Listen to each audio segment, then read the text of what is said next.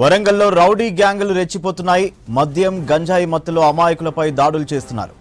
Gopalpur cross దగ్గర auto కోసం ఎదురు చూస్తున్న రాజ్ కుమార్ అనే ఎలక్ట్రీషియన్ పై దాడి చేశారు దుండగులు. బాధితుడి గొంతుపై కత్తి పెట్టి ఆటోలో పోచమ్మకుంట శ్మశాన వాటిక వైపు తీసుకెళ్లారు. తీవ్రంగా కొట్టి 10,000 రూపాయల నగదు, సెల్ ఫోన్ లాక్కున్నారు. స్క్రూ డ్రైవర్ పెట్టి చంపుతామని బెదిరించి వారికి తెలిసిన బేకరీ షాప్ కు 1000 రూపాయలు ఫోన్ పే చేయించుకున్నారు. తర్వాత బాధితుడిని వదిలేసి పరారయ్యారు. హనుమకొండ పోలీస్ స్టేషన్లో ఫిర్యాదు చేశాడు బాధితుడు రాజ్ కుమార్.